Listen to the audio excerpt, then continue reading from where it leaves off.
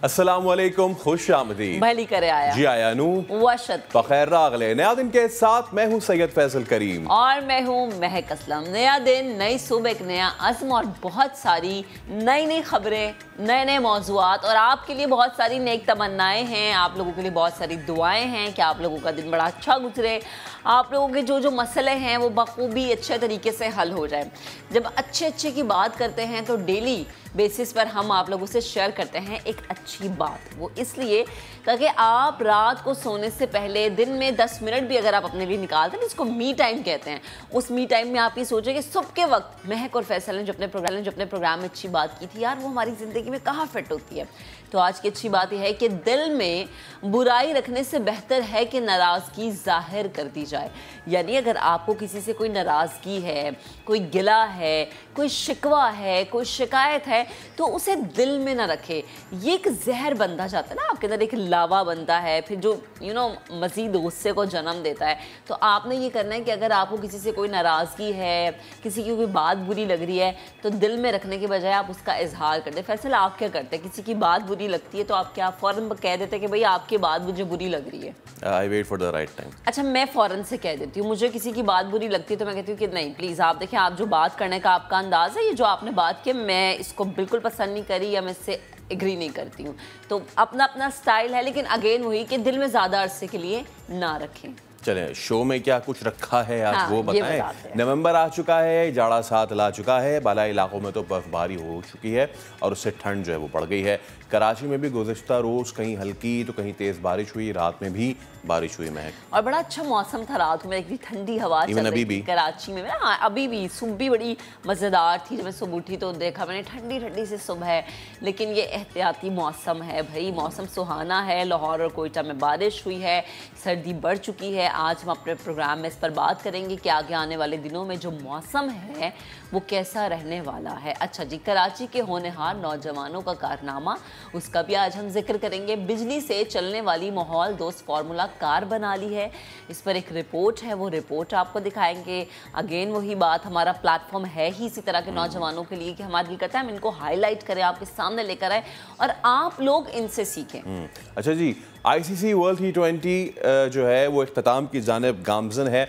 Group matches तो ख़त्म हो ही चुके थे, अब सेमीफाइनल लाइनअप जो है उसका जो है वो मुकम्मल हो चुकी है। लाइनअप कौमी क्रिकेट टीम चमचमाती ट्रॉफी से सिर्फ 2 फतूहात की दूरी पर है। पहली सेमीफाइनल में कल पाकिस्तान का न्यूजीलैंड से मुकाबला होगा। आगे चल के इस पर भी तफसील से बात करेंगे कि किस चीज़ को बेहतर करने की ज़रूरत है। खैर आगे बढ़ते हैं।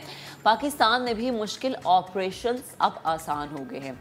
SIUT में किन बीमारियों की मुफ्त रोबोटिक सर्जरी हो रही है? जी हाँ, रोबोटिक सर्जरी, ये आज हम आपको प्रोग्राम में बताएंगे। और मौसम सरमा में फैशन के ट्रेंड्स भी बदलते हैं, आजकल फैशन में किस तरह के कपड़े इन है, शो में इस पे भी हम बात करेंगे। और भी बहुत सारे टॉपिक्स हैं जिन पे हम डिस्कशन करेंगे, लेकिन अगेन सबसे पहले हम मौसम की बात करेंगे, क्योंकि कल से अब तक हम देख रहे हैं कराची समेत मुल्क भर में जो है मौसम ने एक करवट बदली है, जिसकी वजह से सर्दी की शिद्दत में बालाई इलाकों में बहुत ज़्यादा इजाफा हो गया है। जबकि इस्लामाबाद हो जाए, लाहौर हो जाए, फैसलाबाद हो जाए, यहाँ पर हम देख रहे हैं कि सर्दी की एंट्री अब ज़ोरदार तरीके से होना शुरू हो गया। अगर कराची की बात करें तो यहाँ पे भी सर्दी आ ही रही है।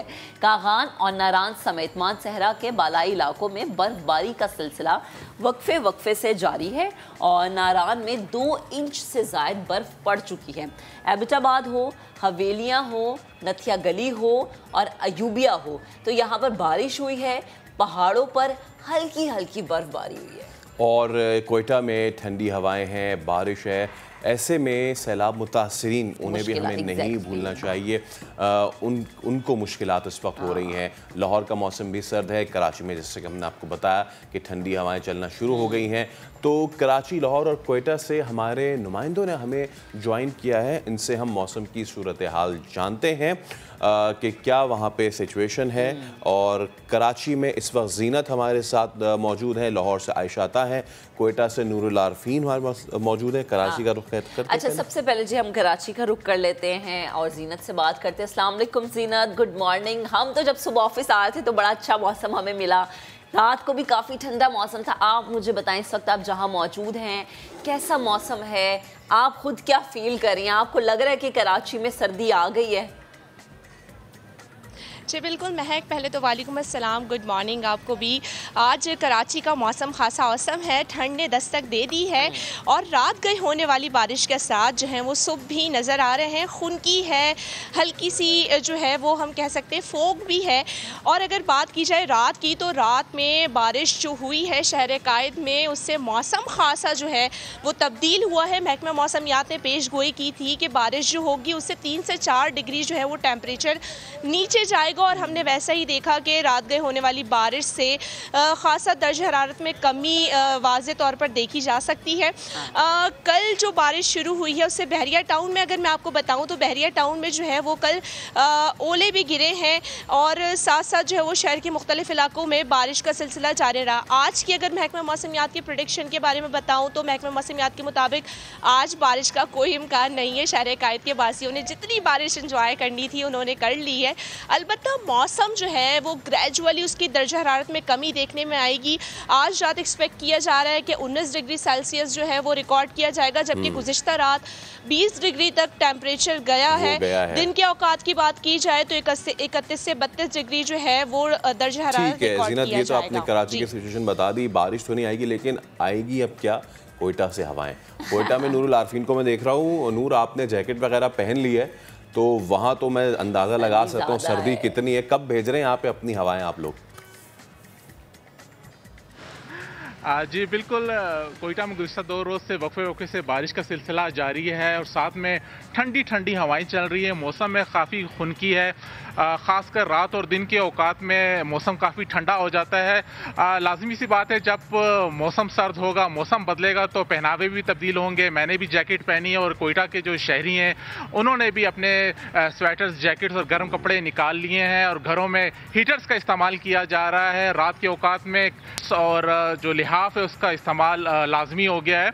और अगर हम अभी कोयटा की बात करें तो कोयटा में मौसम बहुत खुशगवार है। सूरज और बादलों की आंख मचोली का सिलसिला जारी है। आपसे कुछ देर कबल जब हम ऑफिस से निकल रहे थे तो आसमान बिल्कुल साफ था, लेकिन 10 से 15 मिनट के जो है दरमियान आसमान पर बादल छा गए हैं। इस वक्त मेरे कैमरामैन अगर अब्दुल वहीद दिखा सके हमारे नाजरीन को कि आसमान पर इस वक्त बादल छा रहे हैं, और यही कोयटा का गुज़िश्ता 2 रोज़ से मौसम है। कभी बारिश होती है और कभी जो है सूरज निकल आता है, तो कभी जो है हल्की हल्की फवार शुरू हो जाती है, कभी तेज़ बारिश होती है। तो कोयटा में जो है मौसम काफ़ी बेहतर है। नवंबर में कोयटा में जो दर्जा हरारत इतना ज़्यादा नहीं होता, आज दर्जा हरारत 9 सेंटीग्रेड है, लेकिन जब आहिस्ता से सर्दी दिसंबर की तरफ जाएगी तो मौसम काफ़ी सर्द होगा। लेकिन अगर हम शुमाली बलूचिस्तान की बात करें तो वहाँ पे मौसम काफ़ी सर्द हो गया है। ज़ियारत में 2 रोज़ कबल बर्फनुमा जाला बारी हुई तो वहाँ पर दर्जा हरारत नुक्ता जमा से गिरा हुआ है, -1 सेंटीग्रेड है। और इसके अलावा हरनाई और कोलू और दीगर इलाकों में तेज़ बारिश हुई है। हरनाई के कुछ इलाकों में नदी नालों में तुग़यानी भी आई है और फसलात को भी नुकसान पहुँचा है। जो महकमा मौसमियात है उनका कहना है कि कोयटा समेत बलूचिस्तान के मुख्तलिफ इलाकों में आज भी जो है बारिश का इम्कान है। जी ठीक है, अभी हम ज़रा रुक करते हैं लाहौर का और आयशा से जानते हैं कि ज़िंदा दिलाने लाहौर का क्या इस वक्त मौसम के लिहाज से हाल है, क्योंकि लाहौर में ना ज़रा सा भी सर्दी होती है तो लगता है कि बहुत ठंडा आ गया। आयशा मुझे बताएं इस वक्त लाहौर में मौसम की क्या सूरत हाल है, क्योंकि बारिश हो रही थी वहाँ पर और बारिश के बाद कि हमें बहुत अच्छे तरीके से आइडिया कि लाहौर में सर्दी काफ़ी बढ़ जाती है। तो अभी क्या सिचुएशन है, टेम्परेचर क्या है और क्या बता रहे हैं कि जी सर्दी क्या एंट्री दे गई है लाहौर में? जी बिल्कुल महक, पंजाब और पाकिस्तान के दीगर शहरों की तरह लाहौर की दहलीज़ पर भी जाड़े ने दस्तक दे दी है और रात के औकात में सर्दी जो है वो उसमें इजाफा हो जाता है, जबकि दर्जा हरारत में भी खासी कमी देखी जाती है। लेकिन दिन के औकात की जो है वो बात की जाए तो इसमें सर्दी जो है वो सूरज और बादलों के दरमियान आंख मचोली का सिलसिला तो जारी रहता है, साथ ही साथ ठंडी ठंडी हवाएं चलने से हल्का हल्का सर्दी का एहसास भी होता है। लेकिन कराची और कोयटा से जो है वो थोड़ी मुख्तलिफ सूरत हाल है। लाहौर लाहौर की उस तरीके से सर्दी नहीं आई है जिससे गुज़श्ता सालों में जैसा कि नवंबर में सर्दी को देखा जाता है। अभी के इस वक्त मौजूदा दर्जा हरारत की अगर बात करूं तो 18 डिग्री सेंटीग्रेड जो है वो कम से कम बताया जा रहा है। और लाहौर के मौसम की अगर बात की जाए तो दीगर शहरों से इसलिए भी मुख्तलिफ है क्योंकि यहाँ पर जो है वो स्मोक का राज है और लाहौर आज भी दुनिया भर में पहले नंबर पर देखा जा रहा है। आसमान पर जो है वो हल्की हल्की जहरीली धुंध के बादल भी जो है वो दिखाई देते हैं। खुश्क सर्दी बढ़ने की वजह से जो स्मोक है उसमें भी जो है वो इजाफा होता देखा जा रहा है और कमी बिल्कुल भी नहीं आ रही है। महकमा मौसमियात की जानिब से जैसा कि बताया गया था कि लाहौर में जो है वो 7 नवंबर तक बारिश का सिलसिला जो है वो जारी रहेगा, लेकिन 2 रोज़ तक बारिश जो है वो जारी रही। उसके बावजूद स्मोक जो है वो उसमें कमी नहीं देखी गई। आज के अगर एयर क्वालिटी इंडेक्स की बात करें तो 197 एयर क्वालिटी इंडेक्स मजमूई तौर पर जो है वो रिकॉर्ड किया जा रहा है। इस वक्त मैं गुलबर्ग के इलाका में मौजूद हूँ और यहाँ पर 277 एयर क्वालिटी इंडेक्स जो है वो मौजूदा रिकॉर्ड किया जा रहा है। महकमा मौसमियात की जानिब से कहा यह जा रहा है कि माह नवंबर के वस्त से जो है वो जाड़ा एकदम से आएगा और पीक पर होगा और बहुत ज़्यादा सर्दी भी बढ़ जाएगी। कुछ जो शहरी हैं उन्होंने दिन के औकात में जैसा कि स्कूल में बच्चों ने जाना होता है, ऑफिस वगैरह में जाना होता है, तो स्वेटर और जैकेट्स वगैरह जो है वो उसका इस्तेमाल कर रहे हैं, लेकिन अभी तक शहरी जो है वो उस तरीके से सर्दी को महसूस नहीं करे जैसा कि नवंबर में की जाती है। और साथ ही साथ अगर बात की जाए बारिशों की तो अभी फ़िलहाल महकमा मौसमियात की जानिब से बताया गया है कि लाहौर में आइंदा 24 से 48 घंटों या आने वाले हफ्तों में बारिश का इम्कान नहीं है, जिससे खुश्क सर्दी जो है वो बढ़ेगी और साथ ही साथ स्मोक के भी बढ़ने के इम्कान। और आयशा, ये खुश्क सर्दी जो लाहौर की होती है ना, ये ज़्यादा ख़तरनाक होती है, ये ज़्यादा आपको तंग करती है, इससे ज़्यादा आपको बीमारियाँ होती है। अगेन वही जैसे आप जिक्र भी करिए स्मोक का, तो लाहौर जो कि हमने देखा था लास्ट ईयर भी इतनी स्मोक थी वहाँ पर जिसकी वजह से गले का भी मसला होता है, आपको सांस लेने में भी मसला होता है। तो जी ये मुख्तलिफ शहरों की सूरत हाल थी। कराची से सैयदा जीनत, आपका बेहद शुक्रिया। कोयटा से नूरुल आरिफीन ने हमें ज्वाइन किया था, नूर आपका भी बेहद शुक्रिया। और लाहौर से हमें आयशा ने ज्वाइन किया था। तो आयशा, स्मोक की सूरत हाल को मद्देनज़र रखते हुए मैं अपना बहुत सा ख्याल रखिएगा। आपका भी बेहद शुक्रिया कि आपने हमसे बात की। अभी हम मौसम की जो आगे आने वाले दिनों में बात है उस पर बात करते हैं। डीजी मेट सरदार सरफराज साहब हमें ज्वाइन कर चुके हैं। सरदार साहब बेहद शुक्रिया वक्त देने के लिए। Good morning. क्या होने वाला है आगे आने वाले दिनों में, स्पेशली अगर मैं पहले कराची की बात करूं तो कराची में कैसा मौसम रहेगा? क्योंकि रात की बारिश के बाद थोड़ी सी हमने देखा कि खुनकी बढ़ गई है, थोड़ी सी जो है सर्दी की उसमें इजाफा हुआ है। तो आगे जैसे पूरा वीक है इसमें बारिश होगी या फिर हम ये देखें कि सिर्फ सर्द हवाएं चलेंगी?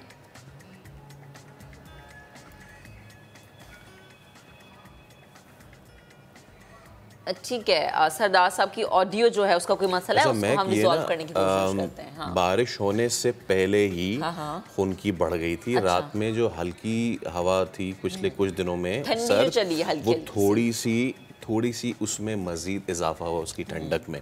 तो जो लोग रात में कोई पार्क में गए हैं ना वॉक शॉक करने, उनको अपर लेना पड़ा है।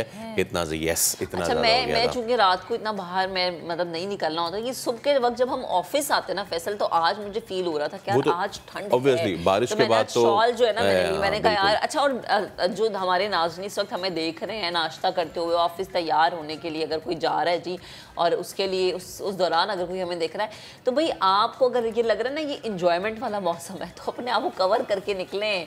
ये मौसम ऐसा है जो कि आपको बीमार भी कर रहा है। कवर करेंगे तो एंजॉय करेंगे। फ्लू भी, फीवर भी आपको हो रहा है, कवर करके भी एंजॉय कर सकते हैं। आप कॉफी भी पी सकते हैं। अच्छा, सरदार साहब रेडी हैं जी, उनसे बात कर लेते हैं। सरदार साहब, मेरी आवाज़ अगर आप तक पहुंच पा रही तो प्लीज़ बताएगा आगे आने वाले दिनों में, स्पेशली पहले कराची की मैं बात करना चाहूँगी, कराची अंदरूनी सिंध का मौसम कैसा रहेगा?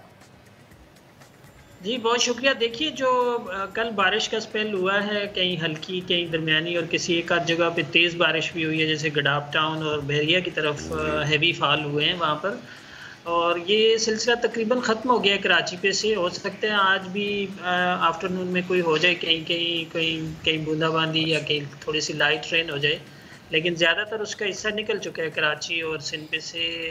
जो अपर सिंध के एरियाज है, दादू डिस्ट्रिक्ट बिलखुसूस और कंबर शहदाद कोट और जैकोबाद साइड में, उधर भी कुछ आज भी लाइट रेन मुतवक्के है।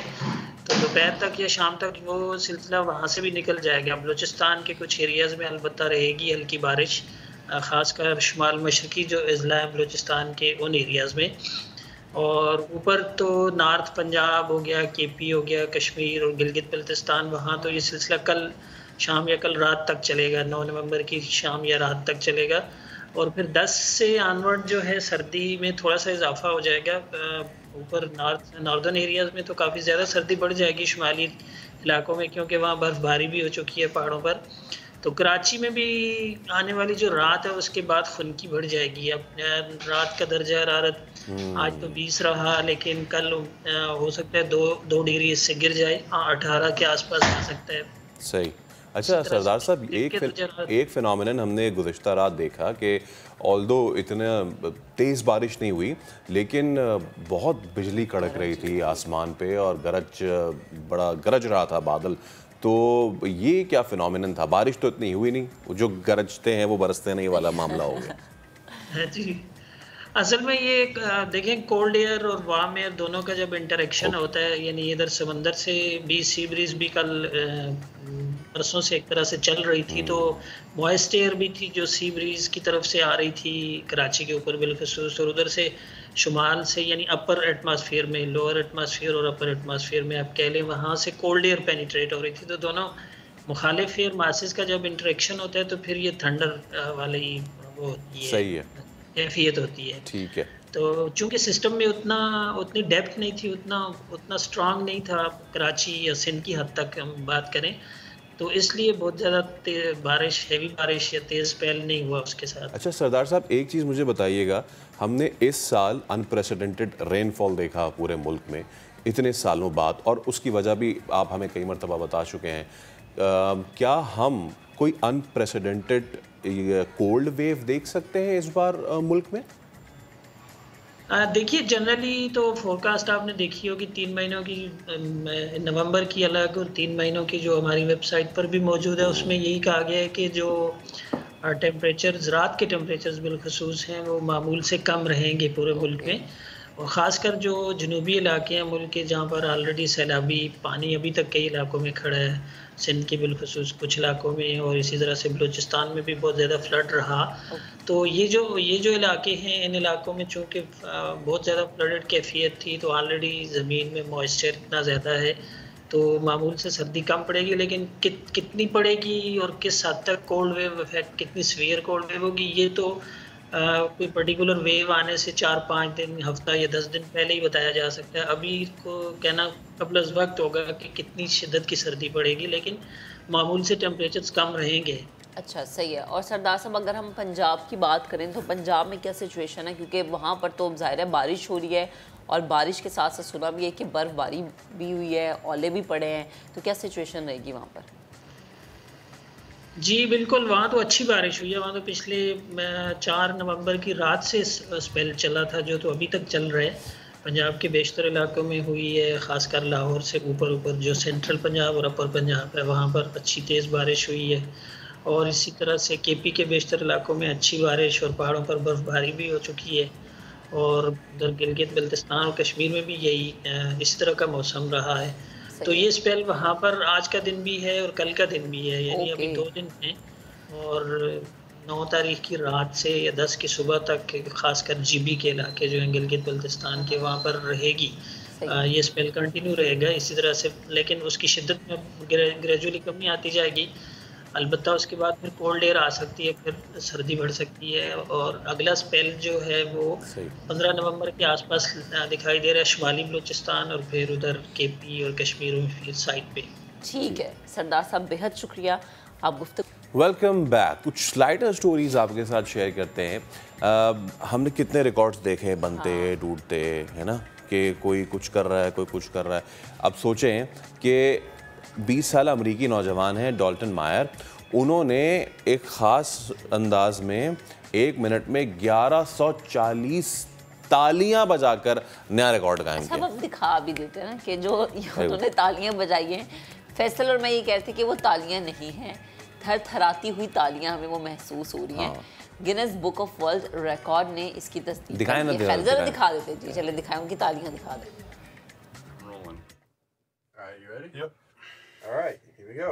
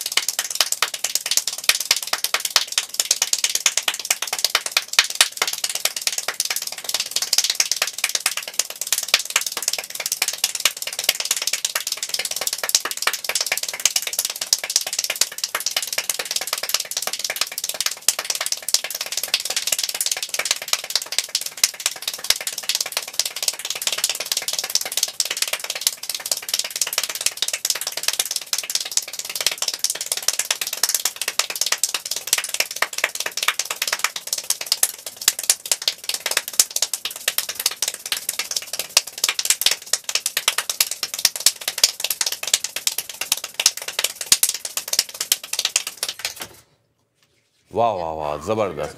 अब सोचा इन्होंने 1 मिनट में 229 तालियां बजाई, सॉर्ट ऑफ तालियां। वैसे इनको पाकिस्तान में बड़ा अच्छा काम मिलेगा। क्या? तंदूर में रोटियां लगाने का। टकड़क टकड़क टकड़क टकड़क। आप ताली कैसे बजाते हैं? जैसे नॉर्मल बजाते हैं, ऐसे इस तरह ताली बजाते हैं। ऐसे जिंदगी ने इतनी गम दी है कि अब स्लो क्लैप्स पे मामला रहेगा। चलिए खैर, Guinness book of world record ने भाई इसकी तस्दीक कर दी है, तो अब इस पे हम कुछ भी नहीं कह सकते। इन्होंने तालियां ही बजाई है, तस्दीक शुदा ये जो है वो शुदा ये तालियां हैं। तो अब जरा अगली खबर हम आपको देते हैं जी। सऊदी अरब से अगली खबर है, जहाँ पर इंटरनेशनल हलाल एक्सपो का आगाज हो गया है। पाकिस्तान से भी 7 कंपनीज ने शिरकत की है। दारुल हुकूमत रियाद में पहली सऊदी इंटरनेशनल एक्सपो में दुनिया भर से नामवर हलाल फूड कंपनीज शरीक हैं। पाकिस्तान की 7 मुख्तलिफ कंपनीज की जानिब से लगाए गए स्टॉल्स सऊदी और दीगर गैर मुल्की तजारती कंपनियों की तवज्जो का मरकज़ हैं।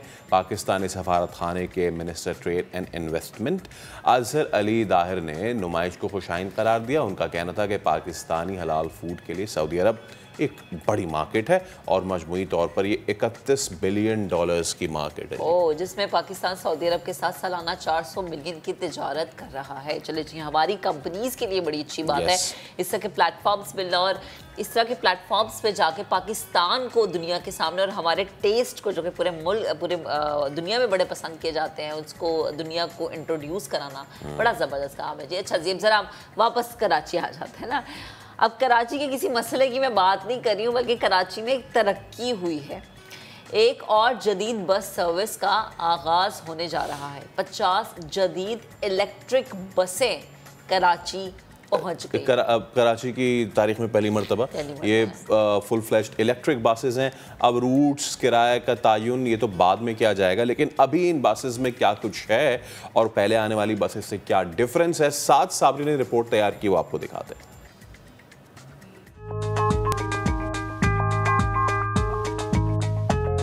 पीपल्स बस सर्विस के बाद कराची में मुकम्मल इलेक्ट्रिक बसें भी चलेंगी। महकमा ट्रांसपोर्ट सिंध की जानिब से कराची में 10 बसों का ट्रायल किया गया।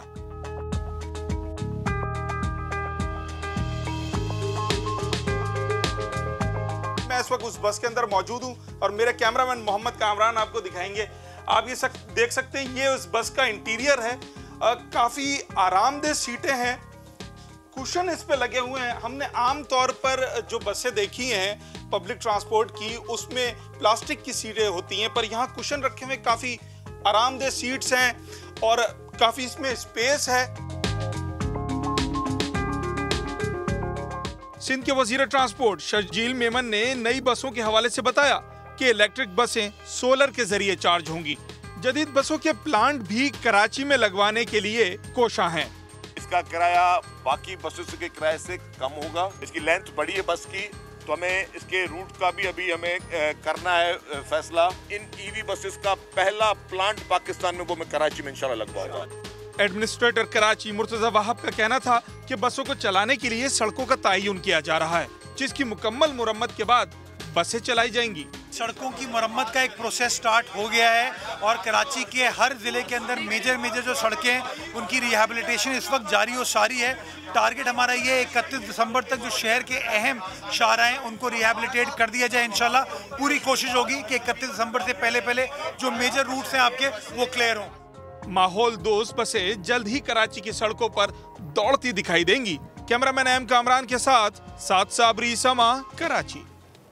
अच्छा जी, दुनिया भर में इनकलाब बर्पा करने वाली रोबोटिक सर्जरी ने अब पाकिस्तान में भी मुश्किल ऑपरेशंस को आसान बना दिया है। Sindh institute of urology and transplant पे रोबोटिक हार्ट मुख्तलिफ नौइयत के ऑपरेशंस मुफ्त कर रहे हैं और सक्खर में भी SIOT ने यह सहूलत फराहम कर दी है। मुदस्सिर नज़ीर ने इस पर रिपोर्ट तैयार की, आपको दिखा दें।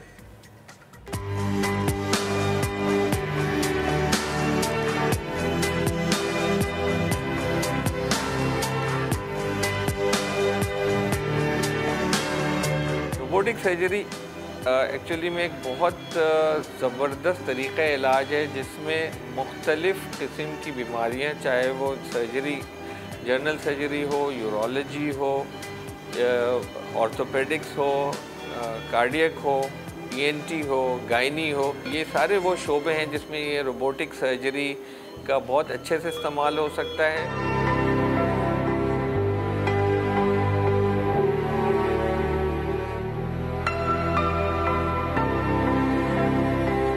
SIUT में रोबोटिक टेक्नोलॉजी 2017 से काम कर रही है। 2022 में हमारा एक डेडिकेटेड रोबोटिक सेंटर SIUT में कायम हो चुका है और अभी तक हमने अपने इस रोबोट से कोई 700 से ज़्यादा केसेस कर लिए हैं। और अगर हम पुराने रोबोट को भी शामिल करें उनके रोबोटिक केसेस को, तो कोई हमने 1200 के करीब रोबोटिक सर्जरी SIUT में हमने कर ली।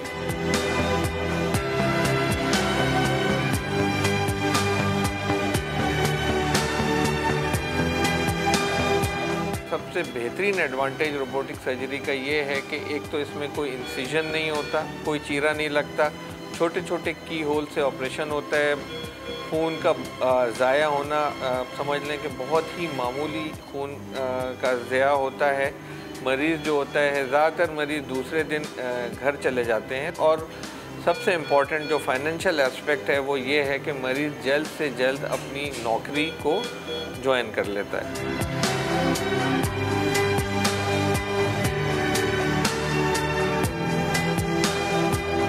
जो मुश्किल सर्जरी, स्पेशली जो बड़ी सर्जरी हैं, कैंसर सर्जरीज़ हैं, चाहे वो आंत के कैंसर्स हों, स्पेशली आंत के निचले हिस्से के कैंसर्स हों, और या बच्चेदानी का ऑपरेशन हो ख़वातीन में, या फॉर दैट मैटर हर्निया का ऑपरेशन हो, तो इस मुख्तलिफ नौइयत के ऑपरेशन, तकरीबन हर नौइयत का ऑपरेशन जो हम वैसे ओपन सर्जरी में करते हैं वो हम रोबोटिकली कर सकते हैं। प्रोस्टेट कैंसर के ऑपरेशन और मसाने के कैंसर के ऑपरेशन, इसके रिज़ल्ट रोबोटिक सर्जरी के अब जो नई तहकीक है वो बता रही हैं कि इस बेहतर है अगर हम उनको कंपेयर करें ओपन सर्जरी के साथ। आगे जाके उनका कैंसर कंट्रोल भी इस टेक्नोलॉजी से नई तहकीक के मुताबिक बेहतर साबित हुआ है।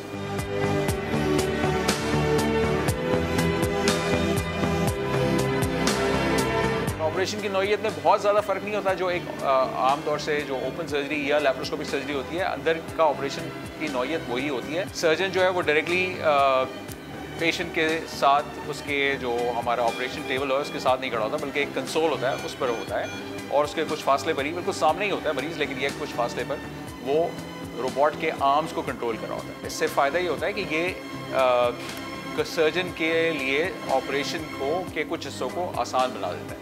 पेट के अंदर के हिस्से, स्पेशली जो निचले हिस्से हैं, जो सर्जरी के दौरान ज़्यादा मुश्किल नौइयत होती है उन तक पहुँचना, इवन ओपन सर्जरी में जो है, चूँकि वो गहरे जगह पर होते हैं, इंस्ट्रूमेंट्स लंबे चाहिए होते हैं, तो उसको ये इसमें बहुत ज़्यादा मदद मिलती है। और उसके अलावा विजुअलाइजेशन, तो उसमें जो हम विजन जो होता है हमारा, जो वो बहुत अच्छा होता है। ये 3D विजन है, बिल्कुल ऐसा है कि जैसे आप एक दूसरे को देखते हैं, बिल्कुल उसी तरह से अंदर हमें बैठ के बहुत अच्छे से और डिटेल में, चूँकि वो जूम कर सकता है, हम बड़ा इमेज देख सकते हैं, तो इन सब चीज़ों से हमें सर्जरी करने में बहुत मदद मिलती है।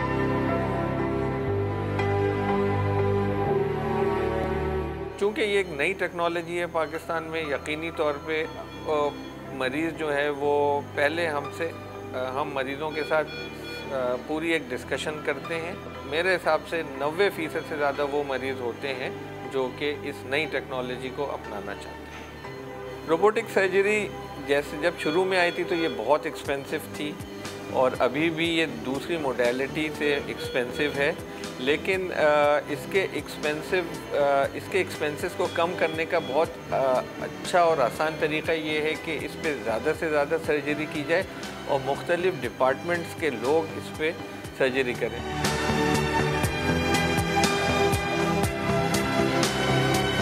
SIUT चूँकि मेन गुर्दे का इदारा है, लेकिन इसके बावजूद यहाँ पे जनरल सर्जरी की भी फैसिलिटीज़ अवेलेबल हैं।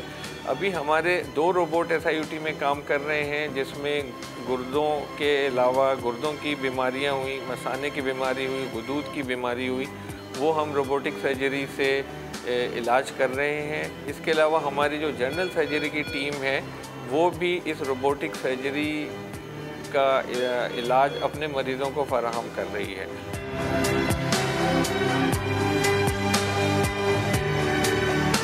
अभी हाल में ही हमने अपना एक नया रोबोटिक सेंटर का इफ्तिताह किया है, वो है सक्खर में, और 10 से 12 सर्जरीज हो चुकी हैं। अगर हम सक्खर में रोबोटिक सर्जरी करेंगे तो वहाँ से जो एडजेसेंट एरियाज़ हैं वहाँ के मरीज़ों को इस हवाले से फ़ायदा होगा कि वो कराची आने के बजाय वो सक्खर में जाएंगे और रोबोटिक सर्जरी कराएंगे तो उनको एक तो उनके घर से करीब होगा और उन पे यहाँ आने जाने की जो प्रॉब्लम्स हैं वो उससे बच जाएंगे।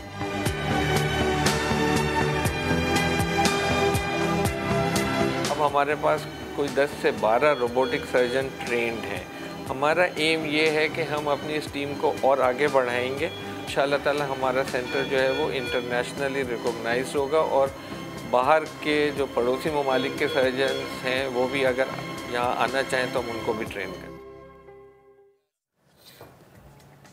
तो आपने देखा कि किस तरीके से ये ज़बरदस्त काम हो रहा है। हाँ, हम बहुत तनकीद करते हैं अपने इदारों को, अपनी पॉलिसीज़ को, लेकिन दूसरी जानिब कुछ ऐसे इदारे भी हैं जो कि इतना ज़बरदस्त ये काम कर रहे हैं, उनको अप्रिशिएट करना। यस। अच्छा, इससे पहले मैं ये भी बताना चाहूँगा कि ये रोबोटिक सर्जरी जो हो रही है, इससे पहले साइबर नाइफ नाम की भी एक टेक्निक पाकिस्तान में आ चुकी है, वो भी गवर्नमेंट हॉस्पिटल्स में हो रही है। उसने जो है वो कैंसर की डायग्नोसिस में बहुत ज़बरदस्त किरदार अदा किया और इसके अलावा सक्खर में भी साइबर नाइफ जो है वो इंस्टॉल हुई ये टेक्नोलॉजी।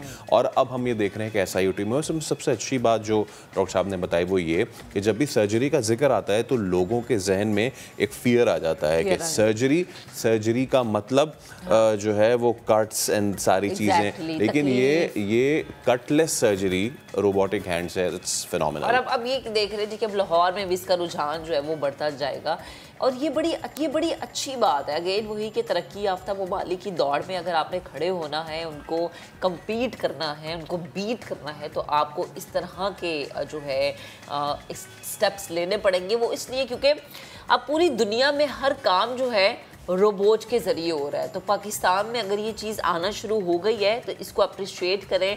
और कुछ लोगों का ख्याल ही होता है कि अच्छा रोबोट क्या कर लेगा, तो भाई रोबोट बहुत कुछ कर सकता है। आप ज़रा सर्च तो क्या रोबोट कर कह सकता है।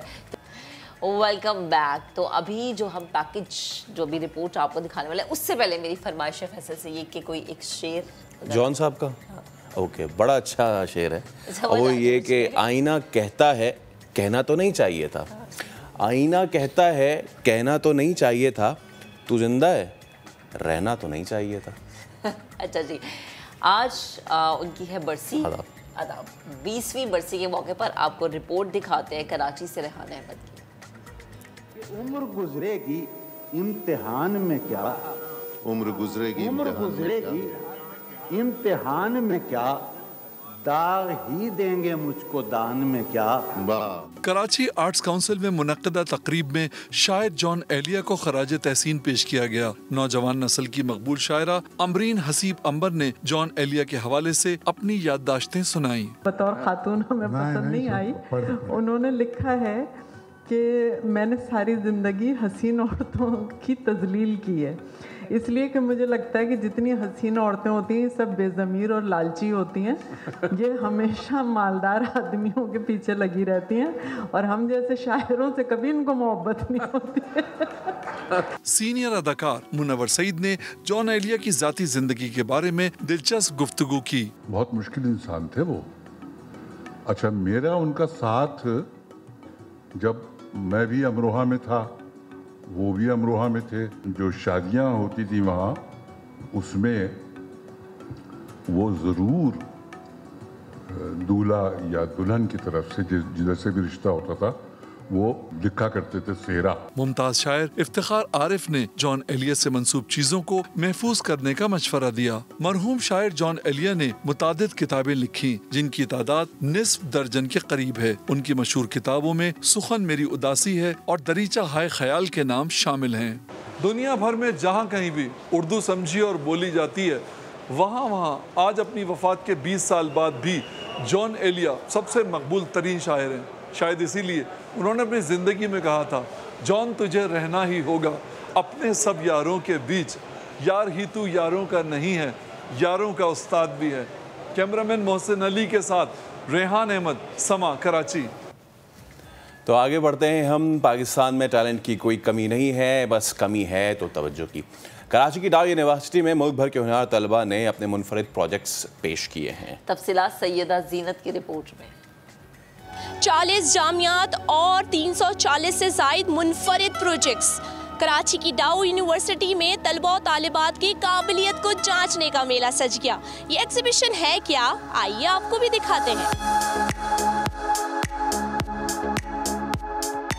डाइस हेल्थ एक प्लेटफॉर्म है जिसका सालाना कंपटीशन होता है बच्चों में। आपने जैसे देखा इस साल 500 प्रोजेक्ट्स आएंगे, हमारा 7वां कंपटीशन है। इसमें बच्चे सारे पाकिस्तान से अपने प्रोजेक्ट्स लाते हैं विच आर कमर्शलाइजेशन रेडी, और अल्हम्दुलिल्लाह इस साल भी उसी तरह हमने तकरीबन 500 प्रोजेक्ट यहाँ पे आए हैं। उसमें से 350 हमने डिस्प्ले किए हैं और 40 यूनिवर्सिटीज़ पूरे पाकिस्तान से हिस्सा ले रही हैं। हमारा जो प्रोजेक्ट है वो इस चीज़ के ऊपर है कि हम ड्रोसोफिला मेलानोगास्टर, आम ज़बान में फ्रूट फ्लाई जिसे कहते हैं, हम उसे बहुत सारे जो है बायोलॉजिकल एक्सपेरिमेंटेशंस में इस्तेमाल किया जाता है इन छोटी मक्खियों को। ये जो मक्खियाँ हैं ये अलग अलग रिसर्च इंस्टीट्यूट में अलग अलग स्टॉक सेंटर्स के थ्रू डिस्पैच होती है और उन्हें डिस्ट्रीब्यूट किया जाता है। और हमारा प्रोजेक्ट ये है कि हम first Islamic fly stock centre develop करना चाहते हैं। हमारा प्रोजेक्ट बेसिकली है बायोरफ। It's a wound healing spray जो एक्सीडेंट्स मोस्टली जो कि एक बाइकर का कॉज होते हैं जिसकी वजह से बहुत ज़्यादा ब्लड लॉस होता है, इवेंचुअली डेथ हो जाती है। उसके लिए हमने एक फर्स्ट एड लॉन्च किया है जो कि आप accident from the time of accident to the trauma centre, वो जो टाइम वो रीच करे उसमें जो ब्लड लॉस होता है उसको रोकने के लिए इसको हम इतना पोर्टेबल बनाएंगे कि अब biker can easily handle it, अपने साथ रख सकता है। हम चाह रहे हैं कि हम दरख्तों को बचाएं। We should save the trees and we are promoting this initiative of Kelly paper supporters. Neurological मसाइल होते हैं तो उनके हाथ कब आते हैं, उन हाथों के कब आने की वजह से वो अपनी जो डेली लिविंग की एक्टिविटीज़ होती हैं वो नहीं कर पाते। जैसे लिखना हो गया, कोई चीज़ उठानी होगी, कोई होल्डिंग होगी, तो हमने क्या किया, हमने एक कम्प्लीटली डिफरेंट मैकेनिज्म इंट्रोड्यूस करा है। उसके अंदर हमने वाइब्रेटरी एंड जो है वेट वाला मैकेनिज्म ऐड किया है जिसके ज़रिए से काउंटर फोर्स मैकेनिज्म के थ्रू हमारे पास ट्रिमर्स जो है वो कैंसिल आउट हो रहे हैं and the patient is able to do its daily livings back to normal. ये हमारे पास एक प्रोस्थेटिक हैंड है इसके अंदर, और हमारे जो मार्केट के अंदर अवेलेबल है, एक तो प्राइस का बहुत ज़्यादा फ़र्क है। जो मार्केट में अंदर अवेलेबल होता है इंटरनेशनल मॉडल वो इस वक्त तकरीबन 20 से 25 लाख का अवेलेबल है। हम इसको तकरीबन 4 से 5 गुना कम कीमत में फ़रोख्त कर रहे हैं। इसके अंदर एक इलेक्ट्रोमायोग्राफिक सेंसर जो है EMG सेंसर वो यूज़ किया गया है, जो एक ही सेंसर है जिसके ये ओपन एंड क्लोजिंग का ऑपरेशन जो है वो परफॉर्म कर सकता है। तो यहाँ पर जो रिसर्च प्रोजेक्ट्स पेश किए गए हैं वो बहुत अच्छे हैं और मैं यही रिसर्च कर रहा हूँ। लाइक आप ये देख सकते हैं बायोनिक हैंड का, तो ये बहुत अच्छी चीज़ है जो आज हो रही है, तो होप फॉर गुड। मुझे बड़ी खुशी होती है कि बच्चे जो हैं वो इस तरह से कमाल का काम कर रहे हैं और मतलब eventually things are moving up.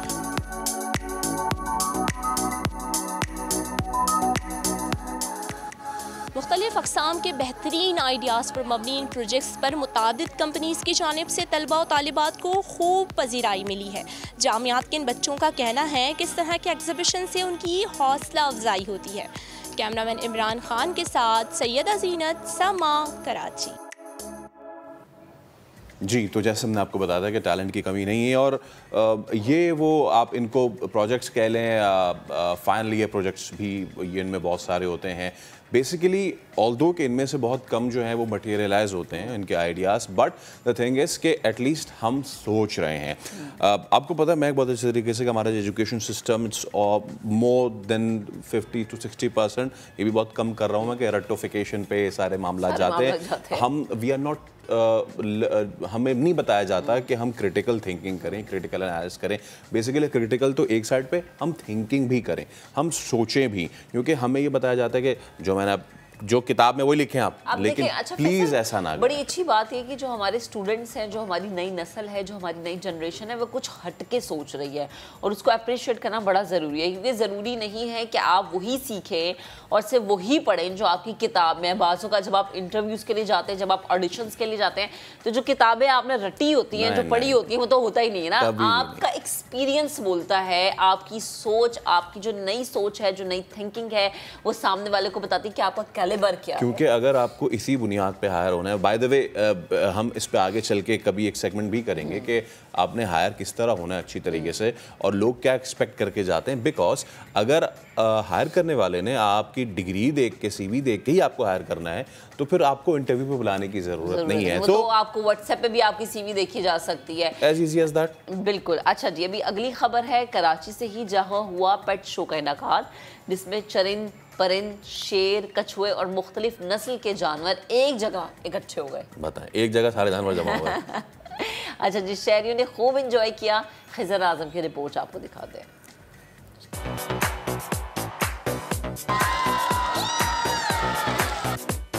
ये हमारे पास बर्ड है शाहीन फैल्कन। लोगों में एक बड़ा मशहूर है कि शाहीन जो है एक बहुत बड़ा परिंदा होता है और उसकी टांगें वाइट होती हैं, मुंह वाइट होता है, बाकी ब्लैक होता है। वो असल में पाकिस्तानी बर्ड नहीं है, वो बाल्ड ईगल होता है जो कि बर्फ़ का परिंदा है।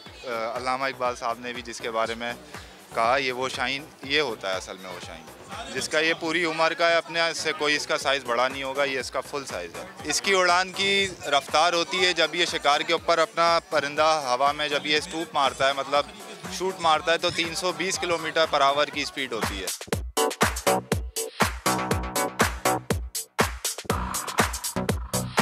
स्टेपी ईगल है जो कि हमारा इंडिया से माइग्रेट करके इधर आ जाता है हमारे ठंडे मौसम में। जब वहाँ पर सर्दी ज़्यादा बढ़ जाती है और शिकार कम हो जाता है तो फिर ये थोड़ा थोड़ा आगे होकर हमारी ये पाकिस्तान की सारी टेरिटरी में यहाँ पर फिर ये अपना सीज़न, ब्रीडिंग सीज़न और सारा अपना टाइम गुजारते हैं। इंपीरियल ईगल है। इंपीरियल ईगल हमारा यूरोपियन कंट्रीज से होता है, ये बहुत दूर दूर से माइग्रेट करते हैं। ईस्टर्न इंपीरियल ईगल है ये भी हमारा माइग्रेटेड बर्ड है और ये उमूमन खरगोश और लोमड़ी जो होती है इनके शिकार करता है। ये दुनिया का सबसे नंबर 1 टॉप ईगल है गोल्डन ईगल। गोल्डन ईगल जो कि मारखोर और बकरों वगैरह का शिकार करते हैं। ये पंजा इसमें इतनी जान है कि हमारे हाथ की कलाई को सेकंड्स के अंदर तोड़ सकता है अगर ये शिकार के हैसियत से पकड़े।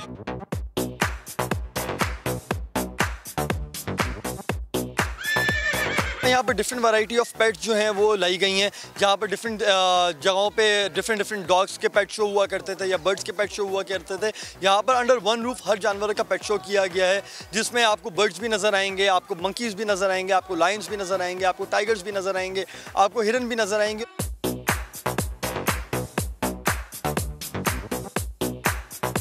ये हस्की है, साइबेरियन हस्की। अभी 1 महीना हुआ है इसको मुझे खुद लिए हुए। वैसे कभी कभार ये काटता है, लेकिन अब ऐसे हम इवेंट्स में लाएंगे ना, उसके बाद फिर ये थोड़ा सही हो जाएगा। तो मैं ऐसी जगहों पे थोड़ा ज़्यादा ला रहा हूँ कि थोड़ा सोशलाइज हो जाए अच्छे से, साइकोलॉजी थोड़ा सही हो जाए ना।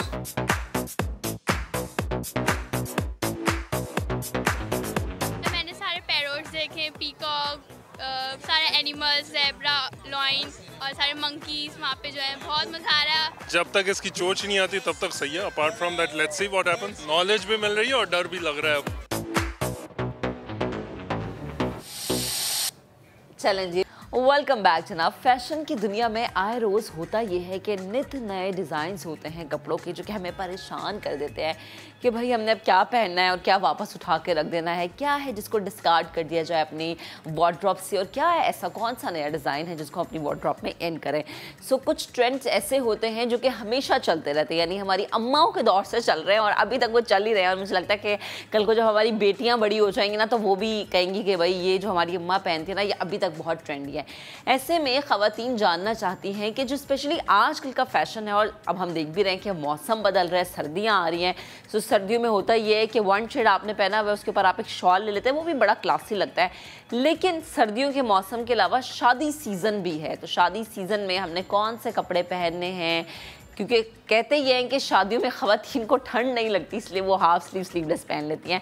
हमारे साथ फैशन डिज़ाइनर अस्मा वाजिद सिद्दीकी मौजूद हैं, उनसे मैं बात करती हूँ। उन्हें आप उनकी पूरी वार्डरोब इस वक्त मेरे साथ है, तो वो भी मैं आपको दिखाऊंगी। ऐसा ऐसा करके अस्मा से बात भी करूँगी, क्योंकि एक बजट ख़वातीन के लिए मैनेज करना बहुत मुश्किल होता है, उन्होंने बजट भी मैनेज करना और फिर बचत भी करनी है। तो अस्सलाम वालेकुम अस्मा, गुड मॉर्निंग, कैसी हैं? Good morning. अच्छा, बड़ा मुश्किल होता है ख़वातीन के लिए कैजुअल ड्रेसेस के हवाले से अगर मैं बात करूँ, स्पेशली वो ख़वातीन जो कि डेली, जिन्होंने ऑफिस जाना होता है, जिन्होंने डेली जॉब पे जाना है, उनके लिए बड़ा मुश्किल है कि भाई क्या पहने, कौन सा कलर सेलेक्ट करें। स्पेशली हम सर्दियों की अगर मैं बात करूँ तो, क्योंकि एक्चुअली वो निकलती डे टाइम में है और सुबह में सर्दी होती है, बीच में फिर गर्मी, फिर क्योंकि कराची का वेदर ऐसा है कि यहाँ पे बहुत ज़्यादा सर्दी होती भी नहीं है। सही है।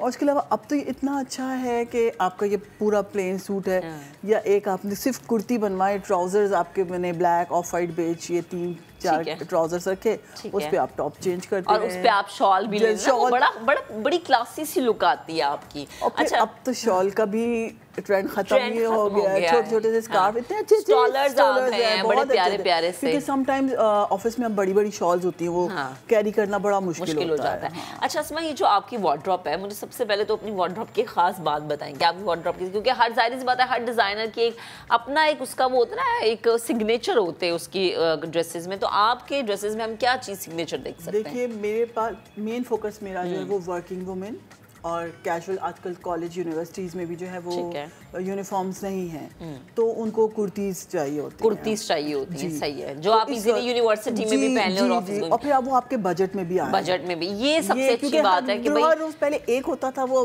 चला लेते थे, अब तो हर दफा नया बजट और बचत बड़ी जरूरी होती है कपड़ों को मद्देनजर रखते हुए। अगर मैं बात करूँ अस्मा, अगर मैं जरा ड्रेसेस निकाल के दिखाना शुरू करूँ, जैसे ये प्रिंट है, सो ये जो है ये ब्लॉक प्रिंट है ये, ठीक है जी।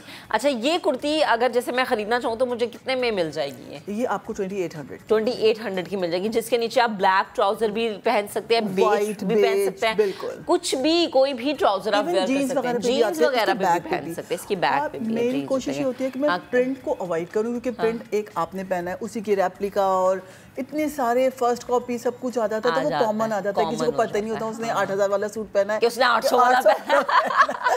ये ना मैं जब महंगे कपड़े खरीदना तो मेरी भी कहती है ये 2 महीने के बाद इतना सस्ता हो जाएगा तो मैं रोना आएगा, इतना महंगा जोड़ा खरीदा है। और ये ब्लॉक पे किया है या प्लेन फैब्रिक को इस तरह से, जैसे ठीक है लेट्स सपोज ये है, ओके। अब ये व्हाइट शर्ट, ये देखें ये कितना माशाल्लाह, एक तो सफेद रंग वैसे ही बड़ा प्यारा लगता है मुझे, और ये ऊपर से वैसे ही इतना जबरदस्त स्टिच हुआ है, एम्बेलिशमेंट काफी ज्यादा हुई हुई है ना।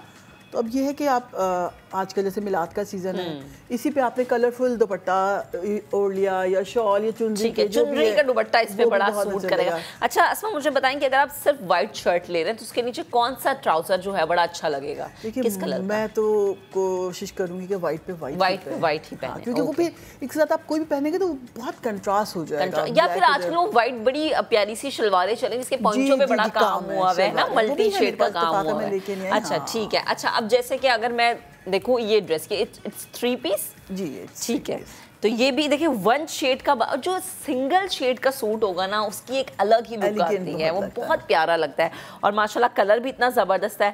अच्छा इसी हम चीज को किसी और भी कलर पे लेकर आ सकते हैं, जिस कलर में, ये मेरे पास रॉ सिल्क में है, ठीक है, इसको लॉन कॉटन खद्दर जो जिस फैब्रिक पे करें, दुपट्टे में भी इसकी एम्बेलिशमेंट हुई हुई है, ठीक है, और नीचे दामन पे भी हुई है। अच्छा मुझे ये ट्राउजर्स पे भी। अच्छा मुझे ये बताएं कि जो रॉ सिल्क होती है सर्दियों में वो इजीली आप कैरी कर सकते हैं? जी एक्चुअली पहले आती थी रॉ सिल्क, वो बहुत स्टफ कपड़ा होता था। अच्छा। अभी जो raw silk Pakistani raw silk एक आ रही है, वो आपके बजट में भी आती है, इकोनॉमिकल भी होती है और वो थोड़ा सॉफ्ट, वो मिड समर होता है, क्योंकि हमारे यहाँ विंटर तो सिर्फ रात की ही होती है, वो दिसंबर होती है ना। हाँ और अच्छा ये वैसे दिसंबर जनवरी के हम ये वैसे कराची में ही होती है, वही लाहौर में बहुत ठंड होती है। हालांकि इतना शौक होता है विंटर के, स्टफ इतने प्यारे प्यारे होते हैं, कलर्स इतने प्यारे होते हैं, लेकिन वो बनाओ तो आप सिर्फ चंद दिनों का पहनना। अच्छा वैसे ये भी एक बात है भाई, जितनी खवातीन हमें सुन रही हैं, देख रही हैं, बहनें मेरी, बेटियां, माएँ, आप जब सर्दियों में कपड़े बनाएं तो ये सोच के बनाएं कि उसको आपने अपनी स्वेटर के नीचे, अपनी शॉल के नीचे उस डिजाइन को छुपा नहीं लेना है, वो आप ऐसे कपड़े पे बनाएं कि एटलीस्ट आप दिखा सके भाई हमने पैसा लगाया है।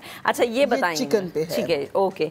इसके ऊपर जो है मोटिव्स हैं, हाँ इस पे आप ब्लैक भी पहन सकते हैं, ब्लैक ट्राउजर भी, बेज भी पहन सकते हैं, इस पे तो कोई ऐसा कोई भी चल सकता है, सही है। और जस्ट अगर ये कुर्ती खरीदी जाए तो क्या इसके चार्जेस होंगे? ये 3000 के। देखिए रीजनेबल भी है, एलिगेंट लुक भी है, हाँ पूरा चिकन फैब्रिक है, एलिगेंट इसका लुक भी है, रीजनेबल भी है, अपनी मर्जी के मुताबिक आप कोई भी कलर कॉम्बिनेशन ले सकते हैं। अच्छा अब जरा हम आ जाते हैं थोड़े फैंसी ड्रेसेस की तरफ, वो भी बड़ा ज़रूरी है भाई, उस पर भी बात करना। जैसे कि ये ब्लैक मेरा फेवरेट तरीन कलर है, काला बड़ा अच्छा लगता है, कोई भी फंक्शन हो काला पहले आप और काला ना बुरा भी नहीं लगता, डे नाइट दोनों में चल जाता है।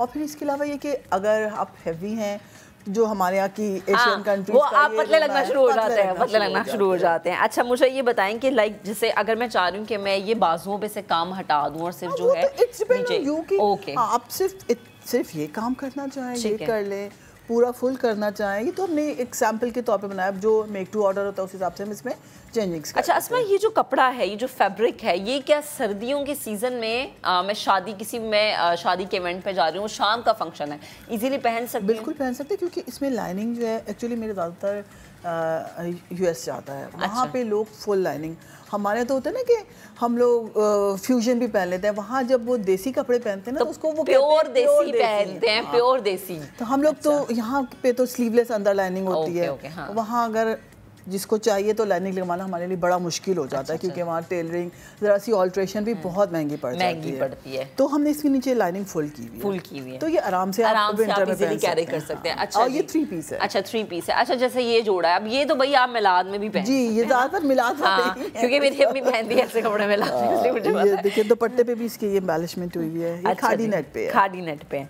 अच्छा खादी नेट जो है ये एक्सपेंसिव कपड़ा है? नहीं, इसमें भी 2-3 क्वालिटी आ रही है, 2-3 क्वालिटी 500, 700, मिनिमम इसका जो है वो आई थिंक 350 आ रहा है। ओके। अच्छा ये भी बड़ा मसला है ना कि भाई आपको क्वालिटी का नहीं पता चलता, वो कहते हैं जी आप दुकान पे जाएंगे। बहुत मुश्किल हो गई है, बहुत ही मुश्किल हो गई, क्योंकि हर इवन फैब्रिक की, लेस की, हर चीज़ की first copy, second copy, third copy.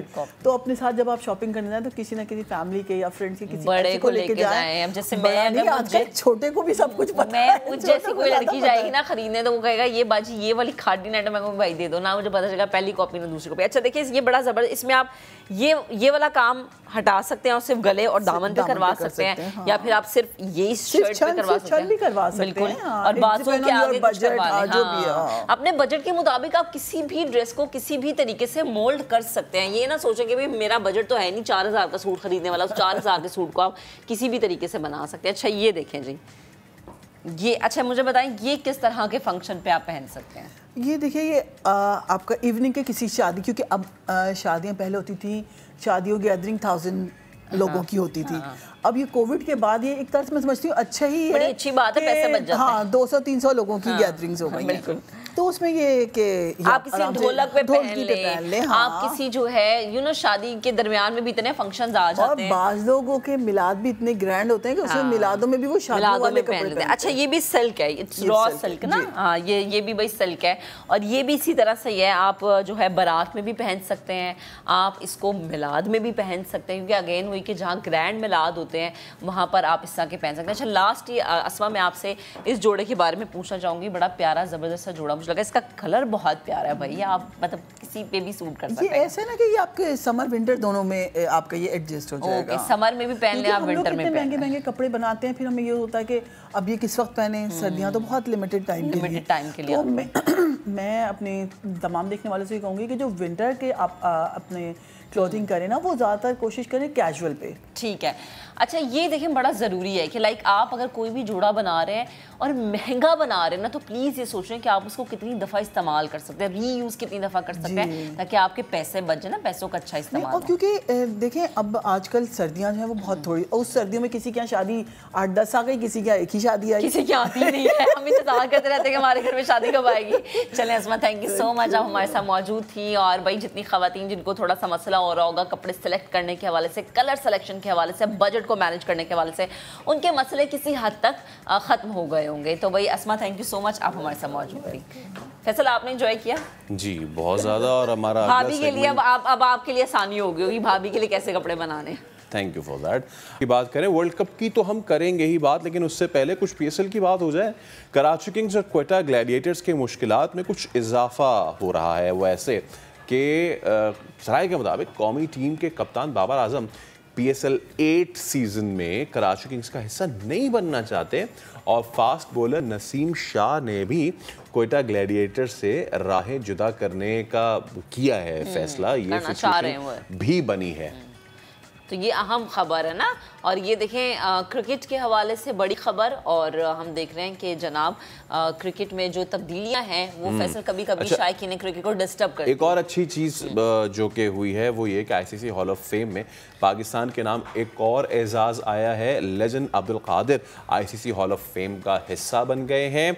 ICC और फीका की जानिब से खिलाड़ियों को हॉल ऑफ फेम में शामिल किया गया है। 3 खिलाड़ी हैं जिन्हें हॉल ऑफ फेम में शामिल किया गया है। अब्दुल कादिर हैं पाकिस्तान से, इसके अलावा वेस्ट इंडीज़ के शिव नारायण चंद्र पॉल और इंग्लिश कैप्टन शार्लेट एडवर्ड्स भी हॉल ऑफ फेम में शामिल है। ये इंग्लिश विमेन कैप्टन है जो कि शार्लेट एडवर्ड जो हैं वो भी हॉल ऑफ फेम में शामिल हो गई हैं। और इसके अलावा हमने बात तो करनी है ही वर्ल्ड कप की। जो हमारी अब सेमीफाइनल जो है उसके तरफ हम जा चुके हैं, जिस तरह भी गए भाई, जिस तरह भी गए जितनी भी मेहनत जिस तरह भी गए।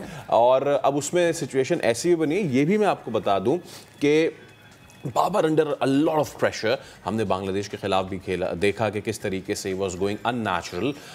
उसमें बाबर ने प्रैक्टिस की है आज 1 घंटे, एंड दैट टू अलोन। कोई और उस सेशन में नहीं था और 1 घंटे तक बाबर ने ये प्रैक्टिस की है। इस सब पे हम बात करेंगे। Senior sports analyst and journalist Abdul Majid Bhatti भी हमारे साथ होंगे और हमारे साथ हमारे नुमाइंदे कादिर ख्वाजा वो भी मौजूद होंगे।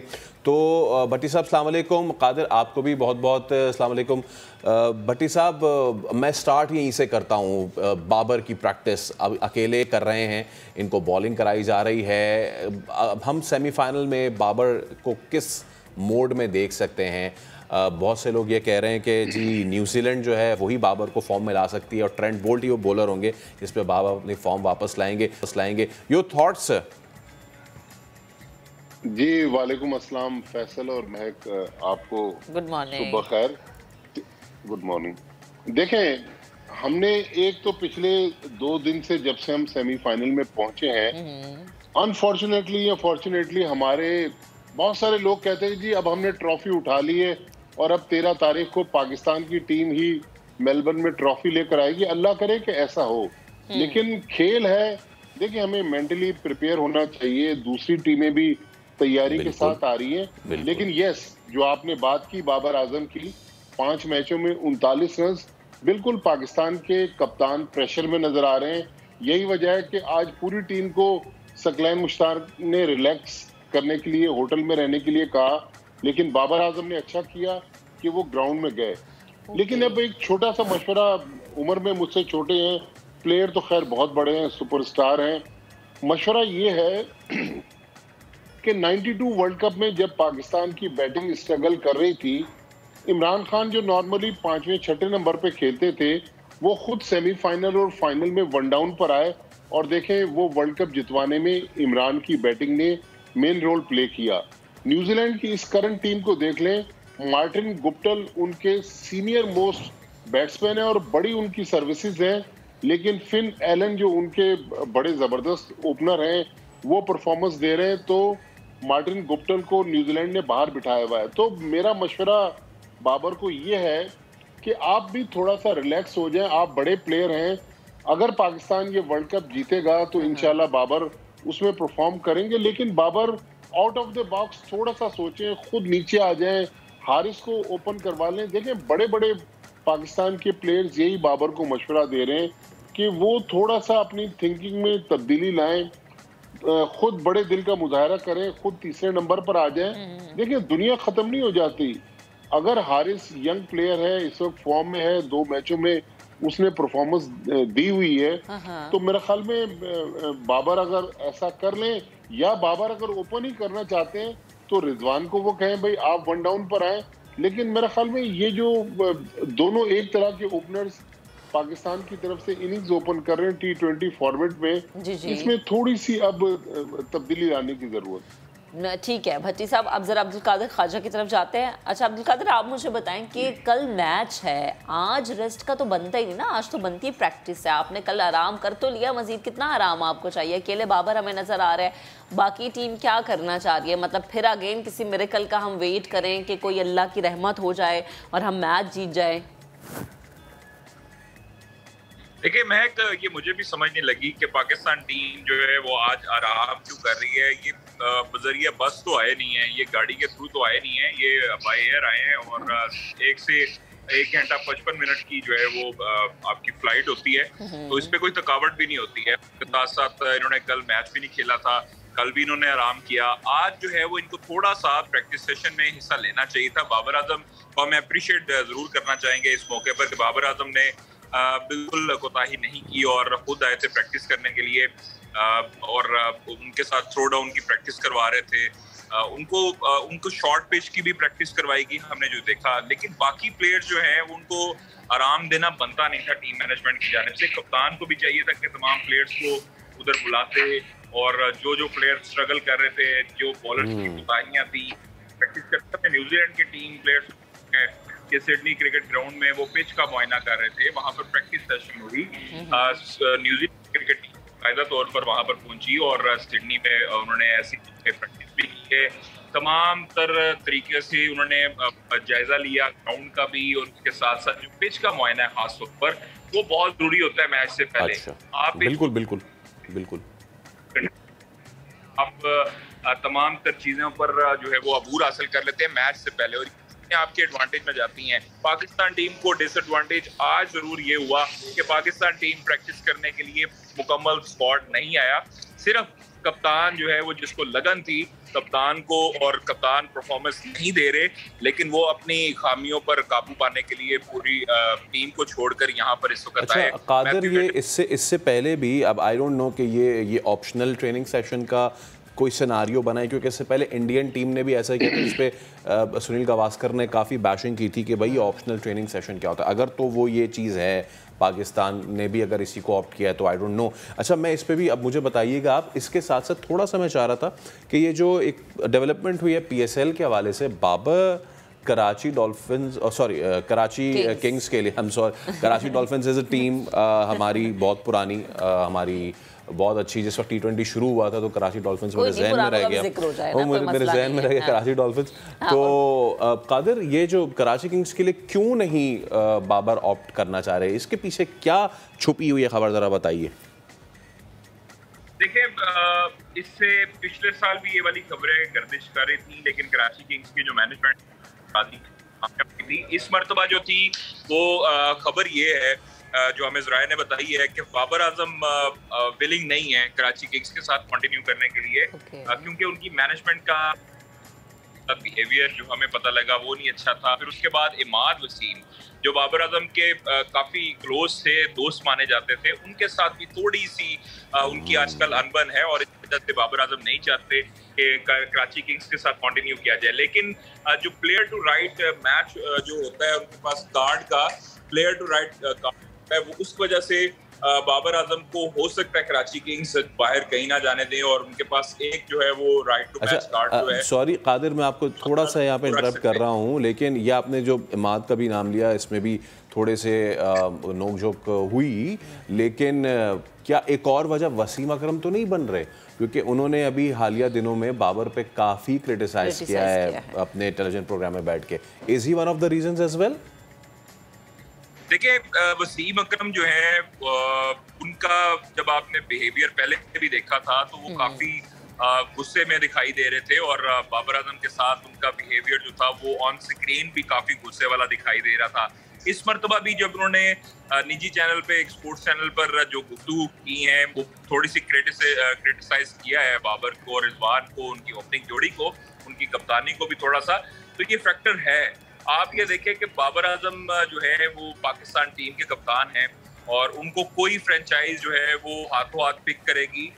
इस वजह से कराची किंग्स की जो अभी मैनेजमेंट है, 2 दिन जो बाद एक खबर मजीद आएगी कि चंद प्लेयर्स और मजीद जो है वो कराची किंग्स को छोड़ रहे हैं। तो ये हमें हमारे जराए ने बताया था, और नसीम शाह का भी हमें बताया कि नसीम शाह क्वेटा ग्लैडिएटर्स को छोड़ना चाहते हैं, लेकिन क्वेटा ग्लैडिएटर्स की टीम जो है नसीम शाह को नहीं छोड़ना चाहती, तो इसीलिए ये अभी वो प्लेयर्स ऐसे हैं जो अभी अपने टीमों को छोड़ना चाहते हैं। ओह अच्छा, बड़ी वैसे बड़ी अंदर की बात बता रहे हैं। अच्छा भट्टी साहब, अब कल है भाई सेमीफाइनल और अब तैयारी होनी चाहिए उसकी। जी जी, मैं सेमीफाइनल से पहले ये जो कादिर बात कर रहे हैं, ये बात बिल्कुल ठीक होगी, लेकिन इसमें एक बड़ा इंटरेस्टिंग पहलू है जो अभी तक डिस्कस नहीं हुआ।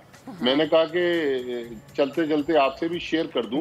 ये जो फ्रेंचाइजीज है ना, ये प्लेयर्स को अंडरहैंड पैसे देती है। मिसाल के तौर पर अगर 1.5 करोड़ रुपए बाबर आजम को मिलते हैं एक सीजन के, तो फ्रेंचाइज कहेगी कि हम आपको 2-2.5 करोड़ रुपए अंडरहैंड दे देते हैं, वो तो पैसे आपको मिलेंगे जो आपको मिलना है। ठीक है। तो ये सारा एजेंट्स का खेल है, तो इसमें बाबर आजम की बात नहीं कर रहा। बाबर आजम तो जाहिर है इस वक्त दुनिया के टॉप के बैट्समैन है, तो ये अंडरहैंड जो पैसे दिए जाते हैं, एक रीजन ये भी हो सकती है जो प्लेयर इधर से उधर चले जाते हैं। अच्छा ठीक है, चलें अब भट्टी साहब आप जरा सेमीफाइनल पे हम बात कर लें।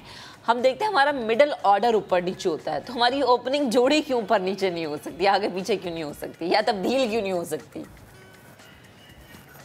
देखिए बिल्कुल हो सकती है, ये छोटा फॉर्मेट है, इसमें सिचुएशन के हिसाब से कई बार कप्तान चेंजेस करते हैं और कई बार उनकी तब्दीली ठीक होती है, कई बार वो बैकफायर कर जाती है।